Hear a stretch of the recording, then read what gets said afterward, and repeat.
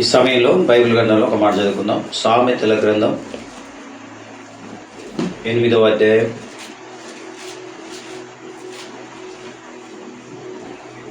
35వ వాక్యాన్ని చదువుకుందాం. నన్ను కనుగొనువాడు జీవమును కనుగొనును, యెహోవా కటాక్షము వానికి కలుగును. ఆమేన్. దేవుడి వాక్యముల ద్వారా మనతో మాట్లాడును గాక. ఆమేన్. ఈ మాటలు, ఇప్పుడు మనం చదువుకున్న ఈ మాటలు బైబిల్ గ్రంథంలోని సామెతల గ్రంథం 8వ అధ్యాయం 35వ వాక్యాన్ని మనం చదువుకున్నాం. ఈ బైబిల్లోని సామెతల గ్రంథంలో 8వ అధ్యాయం 35వ వాక్యం ఏమంటుందనంటే, నన్ను కనుగొనువాడు జీవమును కనుగొనును, యెహోవా కటాక్షము వానికి కలుగును. ఇది మనకు బైబిల్ మన దగ్గరికి వస్తే, లేకపోతే ఎవరైనా చదువుతుంటే ఇంటే కానీ, మనం చదవాలని ఆ బైబిల్ తెరిచి చదివితే కానీ తెలిసే మాట. ఈ మాట తెలవకపోతే వారు జీవము కనుగొనలేరు. మరి ఈ మాట తెలుసుకోవాలంటే బైబిల్ ఎవరైనా చదువుతుంటేనన్నా వినాలి, లేకపోతే మనమన్నా బైబిల్ చదవాలి. అందుకనే సువార్త ప్రకటన ప్రారంభమైనది. ప్రైజ్ లార్డ్, హల్లెలూయా. బైబిల్లో ఉన్న మాట మీకు తెలవడం కొరకే సర్వ సృష్టిలో యేసుక్రీస్తుని గురించిన సువార్త ప్రారంభమైంది. అంటే చెప్పడం, యేసు ప్రభు గురించి ప్రకటించడం ప్రారంభమైంది. కొంచెంమంది ఏమంటారంటే ఎందుకు ఈ యొక్క ప్రచారం చేస్తారు, ఒక మత ప్రచారం లాగా అని అంటారు.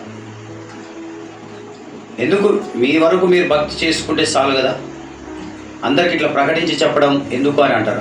ఎందుకు చెప్పడం జరుగుతుందంటే ఈ మాట గురించే.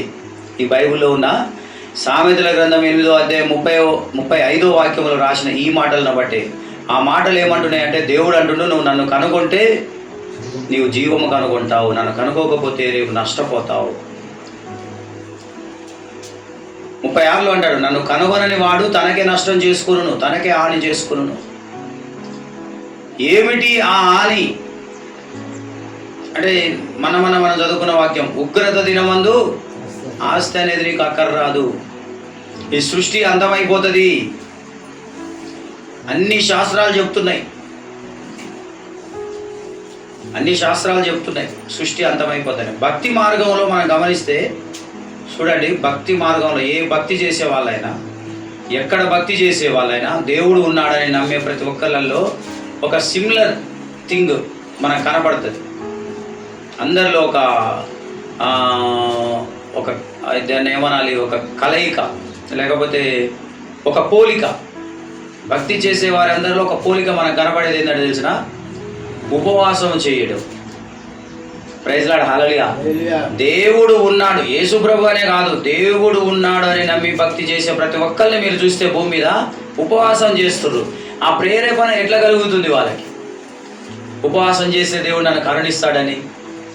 ఒక్క పొద్దులు అంటారు, ఒక పూట భోజనం చేయకుండా మనం ఉంటే దేవుడు మనల్ని జ్ఞాపకం చేసుకుంటాడని. ప్రతి ఒక్కరికి భక్తి చేయాలనుకున్న ప్రతి ఒక్కళ్ళు మనం చూస్తున్నాం, ఏదో ఒక సమయంలో వాళ్ళు ఒక పూట భోజనం బంద్ చేసి ఉపవాసం ఉండి దీక్ష చేస్తున్నారనేది మనం గమనించవచ్చు.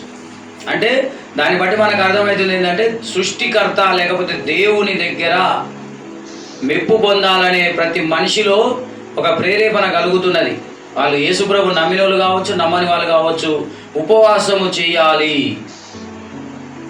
ఉపవాసం చేస్తున్నారు. భక్తి చేసే ప్రతి ఒక్కరు ఉపవాసం చేస్తున్నారు. అయితే నేను ఈ బైబిల్లో ఉన్న ఈ భక్తిని గురించి, బైబిల్లో ఉన్న ఒక వాక్యం గురించి నేను చెప్తున్నాను. అదేంటంటే సామెతల గ్రంథం 8వ అధ్యాయం 35వ వాక్యంలో, నన్ను కనుగొనువాడు జీవమును కనుగొనును. అందుకనే ఆయనను కనుగొనాలనే 2000 సంవత్సరాల క్రితం మానవ రూపము దాల్చి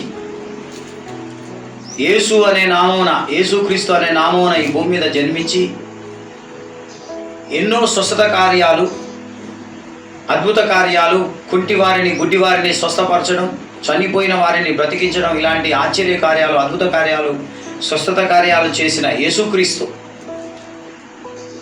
అన్యాయంగా తీర్పు తీర్చబడి సిలువలో తన రక్తమును కార్చి చనిపోయి, సిలువలో శుక్రవారం రోజున చనిపోయి మూడవ రోజు ఆదివారం తెల్లవారుజామున లేచి, అంతకుముందుకి ఆయన చనిపోకముందే ఆయన సువార్త ప్రకటిస్తున్నప్పుడే ఏర్పరచుకున్న శిష్యులకు మళ్ళీ అగపడుతూ, మీరు సర్వ సృష్టికి వెళ్ళి నా నామాన్ని ప్రకటించండి. ప్రైజ్ లార్డ్, హల్లెలూయా. ఇప్పుడు రేపు సృష్టి అంతం అయిపోయిన తర్వాత దేవుడు యేసుప్రభు అని తెలుసుకున్నాక ఏమండి చనిపోతారు. అందరం చనిపోయినాక యేసుప్రభు మనకు అగపడితే, అయ్యా నువ్వు మాకు చెప్పలేవు కదా, నువ్వు దేవుడు అని మాకు చెప్తే మేము నమ్ముకునే వాళ్ళమయ్యా, నువ్వు చెప్పనప్పుడు మేము ఎట్ట నమ్ముకుంటామా అని అంటారు. కాబట్టి ముందే ఆయన వెళ్ళి సర్వ సృష్టికి వెళ్ళి మీరు ప్రకటించండి. ఆయన 12 మంది శిష్యులను ఏర్పరచుకొని సర్వ సృష్టికి వెళ్ళి ప్రకటించండి అని చెప్తే, ఒకడు తప్పిపోయాడు 12 మందిలో. అతని ప్లేస్లో అపోస్తలులు చీటీ వేసి మళ్ళీ ఒకరిని ఏర్పరచుకొని 12 మంది వాళ్ళకు ప్రేరేపణ ఉన్న ప్రాంతానికి వెళ్ళి, వాళ్ళకి ఎటు వెళ్ళాలని దేవుడు వాళ్ళని ప్రేరేపిస్తే అక్కడికి వెళ్ళి ప్రకటించారు. అందులో భాగంగా తోమా గారు 2000 సంవత్సరాల క్రితం మన ఇండియాలో అడుగుపెట్టాడు, మన భారతదేశంలో అడుగుపెట్టి ఆ చెన్నైలో, ఆ మద్రాసు పరిసర ప్రాంతాలలో స్వార్థ ప్రకటించాడు. ఆయన సమాధి ఇప్పటికి కూడా సాక్ష్యంగా అక్కడ ఉన్నది.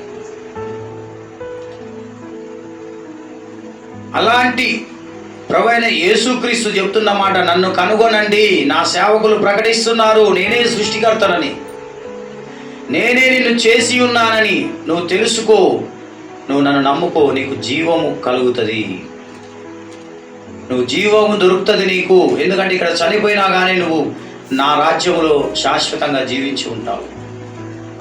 నన్ను గనక నువ్వు కనుగొనకపోతే, నన్ను గనక నువ్వు అంగీకరించకపోతే నువ్వు తర్వాత నష్టపోతావు. ఆమేన్, హల్లెలూయా. నమ్మి బాప్తిసం పొందిన వాడు రక్షింపబడును, నమ్మని వానికి శిక్ష విధించబడును. దీనికి వ్యతిరేకమైన మాటలు వస్తున్నాయి. మమ్మల్ని భయపెట్టాలని చెప్తున్నా, యేసుప్రభు నమ్మితేనే మేము రక్షింపబడతామా, నమ్మకపోతే శిక్ష విధించబడతాదని ఒక బ్లాక్ మెయిల్ లాగా ఒక భయపెట్టి నమ్ముకునేటట్టు చేస్తున్నారు. కాదు, సృష్టిని సృష్టించిన సృష్టికర్త చెప్పమని ఆదేశించిన మాటలు ఇవి.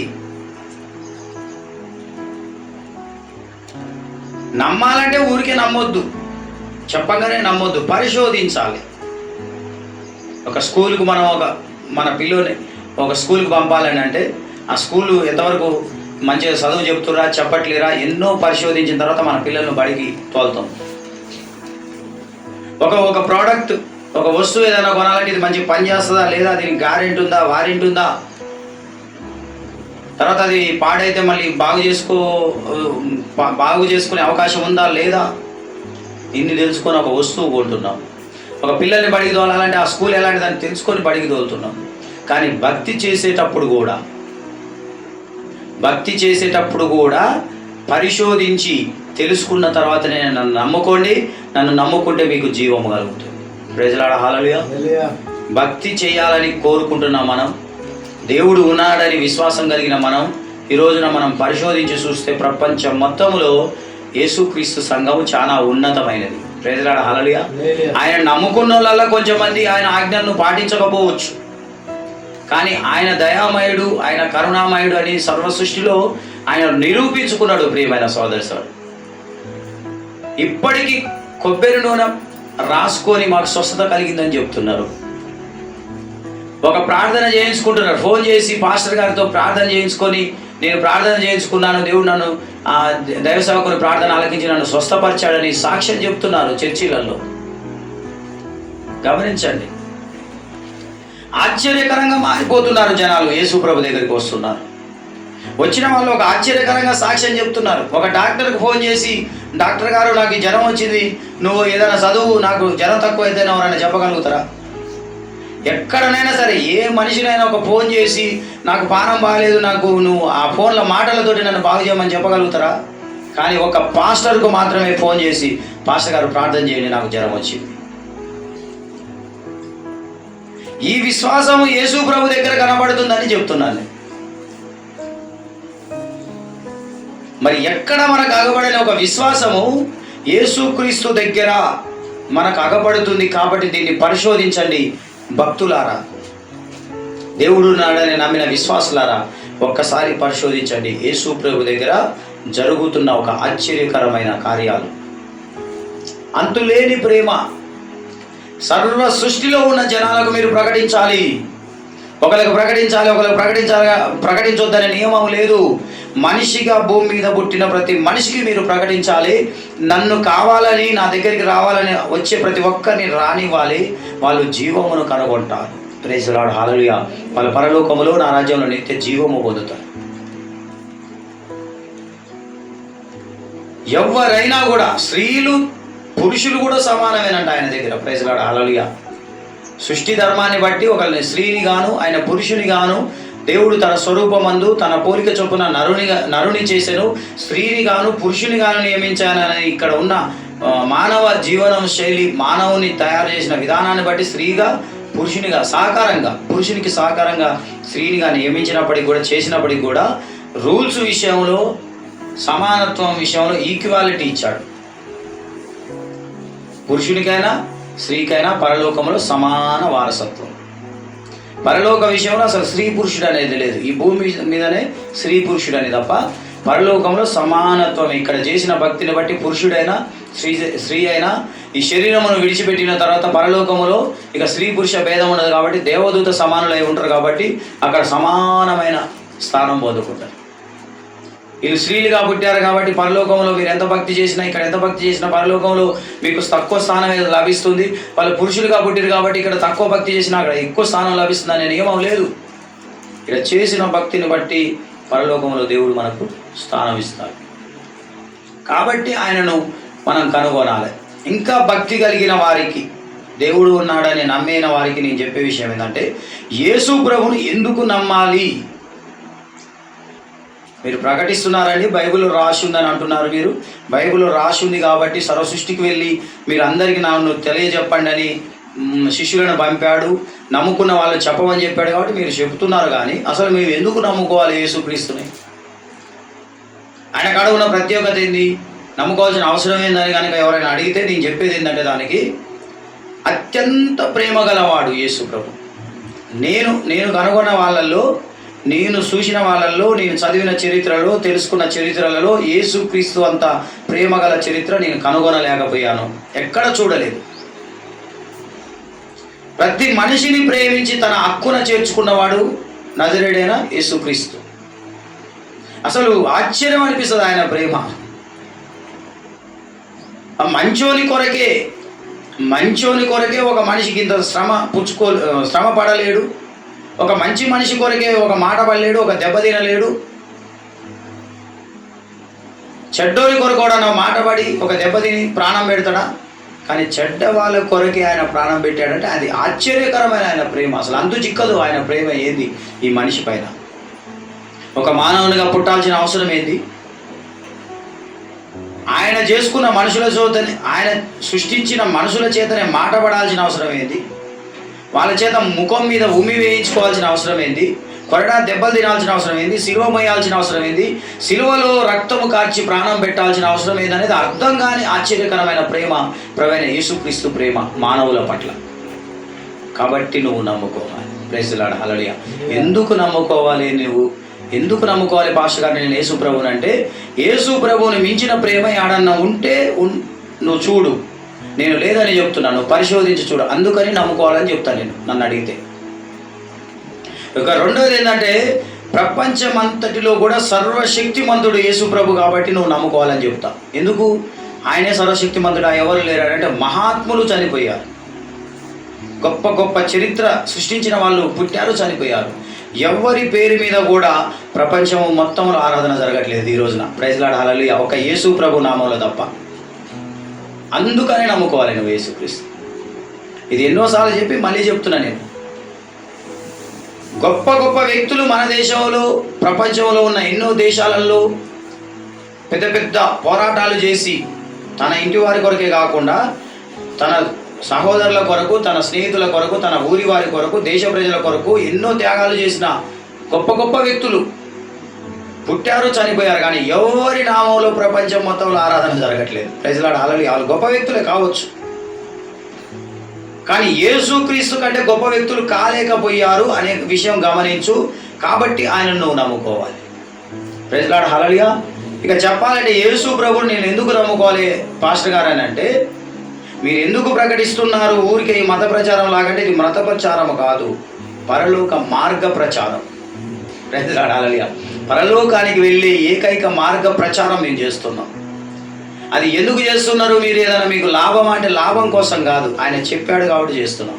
కొంచెంమంది ఏదో లాభం ఆశించేసే వాళ్ళు ఉంటే ఉండొచ్చు, అందరూ అలా లేరు.